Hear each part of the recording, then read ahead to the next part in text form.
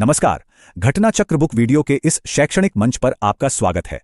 हमारा उद्देश्य है ज्ञान को सरल, स्पष्ट और सुलभ रूप में आप तक पहुंचाना। आइए आरंभ करते हैं अध्ययन और सफलता की इस यात्रा को। जब हम दिल्ली सल्तनत के सुल्तानों के बारे में सोचते हैं तो दिमाग में क्या आता है? सिर्फ राजा? नहीं, वो इससे कहीं ज्यादा थे। वो बिल्डर्स थे, वॉरियर्स थे और तो और पोएट्स भी थे। तो चलिए आज दिल्ली सल्तनत की इसी दिलचस्प दुनिया में एक सफर पर चलते हैं और उन राजवंशों की कहानियों को करीब से जानते हैं जिन्होंने मिडिवल इंडिया का चेहरा ही बदल दिया। तो बात वही है, बिल्डर्स, वॉरियर्स, पोएट्स। दिल्ली सल्तनत पर राज करने वाले ये लोग आखिर थे कौन? सिर्फ नाम तो हम सबने सुने हैं ना, है ना? लेकिन आज हम इस सवाल की तह तक जाएंगे और उन लोगों की कहानियों को जानेंगे जिन्होंने इस पावरफुल सल्तनत पर अपनी एक गहरी छाप छोड़ी। देखिए, कोई भी सल्तनत हो या एम्पायर, उसकी नींव हमेशा उसकी पॉलिसीज पर टिकी होती है। तो चलिए दिल्ली सल्तनत की कहानी की शुरुआत भी उसकी एक बहुत ही कह सकते हैं चर्चित और ज़रूरी एडमिनिस्ट्रेटिव पॉलिसी से करते हैं। और वो पॉलिसी थी जजिया। ये असल में एक तरह का टैक्स था जो एक इस्लामिक स्टेट में रहने वाले नॉन मुस्लिम लोगों पर लगाया जाता था। अब इंडियन सब कॉन्टिनेंट में इसकी शुरुआत सबसे पहले मोहम्मद बिन कासिम ने सिंध में की थी और सल्तनत के पूरे दौर में ये एक बड़ा एडमिनिस्ट्रेटिव और सोशल मुद्दा बना रहा। तो चलिए अब बात करते हैं सल्तनत के पहले बड़े राजवंश की, यानी गुलाम वंश, जिसे मामलुक वंश भी कहते हैं। ये वो दौर था जब दिल्ली में एक तरफ तो शानदार इमारतें बन रही थीं, लेकिन दूसरी तरफ सिंहासन के लिए जबरदस्त पावर स्ट्रगल भी चल रहा था।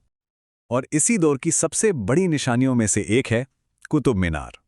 इसकी कहानी भी बहुत इंटरेस्टिंग है। देखिए, इसकी नींव रखी थी कुतुबुद्दीन ऐबक ने, लेकिन वो सिर्फ पहली मंजिल ही बनवा पाए थे कि उनकी अचानक मौत हो गई।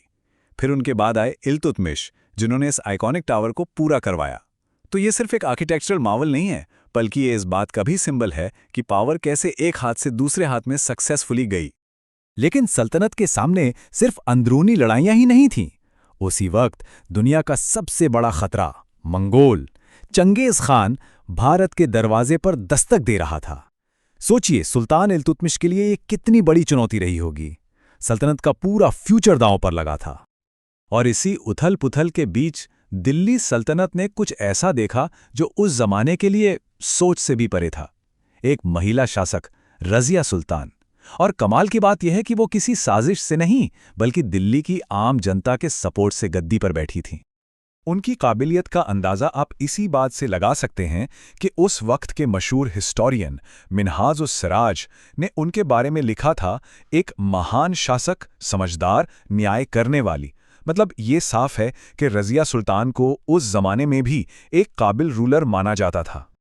40 ये सिर्फ एक नंबर नहीं है, ये उस वक्त की दिल्ली पॉलिटिक्स के सबसे पावरफुल ग्रुप का सिंबल है। कोई अंदाजा है कि ये क्या था?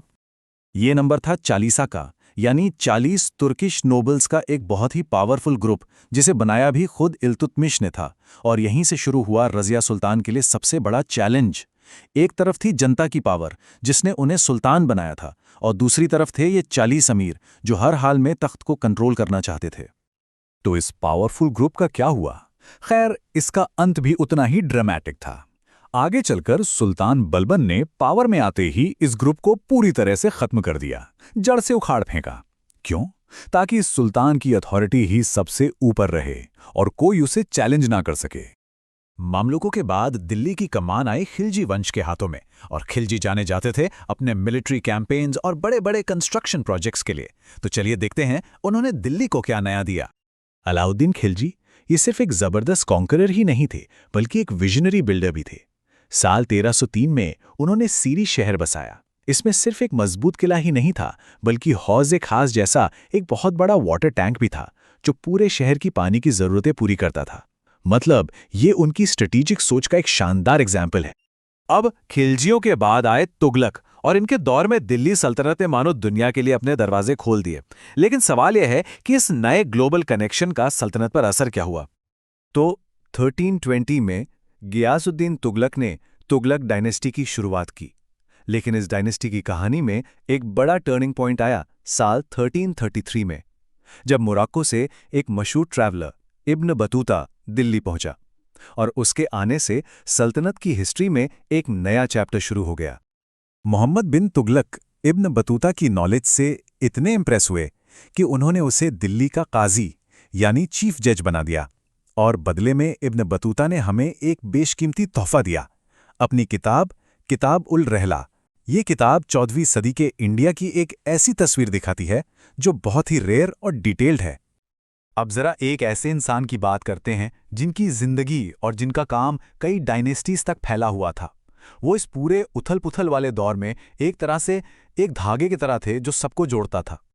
8 ये नंबर दिल्ली सल्तनत की हिस्ट्री में एक एक्स्ट्रा ऑर्डिनरी अचीवमेंट का सिंबल है। क्या कोई सोच सकता है क्यों? ये वो नंबर है जितने सुल्तानों का राज एक अकेले इंसान ने अपनी आंखों से देखा, और वो इंसान थे महान कवि और स्कॉलर अमीर खुसरो। जरा सोचिए, सल्तनत के इतने सारे उतार चढ़ाव उन्होंने देखे जो शायद ही किसी और ने देखे होंगे। खुसरो की जिंदगी सच में इनक्रेडिबल थी। उन्होंने बलबन के सख्त शासन से लेकर अलाउद्दीन खिलजी के पावरफुल एम्पायर और मोहम्मद बिन तुगलक के कंट्रोवर्शियल एक्सपेरिमेंट्स तक सब कुछ देखा। वो वाकई में हिस्ट्री के एक जीते जागते गवाह थे। तो आखिर में सवाल यही उठता है कि एक लेगेसी, एक विरासत कैसे जिंदा रहती है? क्या वो पत्थर की इमारतों से जिंदा रहती है, या पावरफुल दरबारों से, या फिर उस कवि के शब्दों में जिसने ये सब कुछ अपनी आंखों से देखा था? ये एक ऐसा सवाल है जो हमें सल्तनत की हिस्ट्री पर और भी गहराई से सोचने पर मजबूर करता है।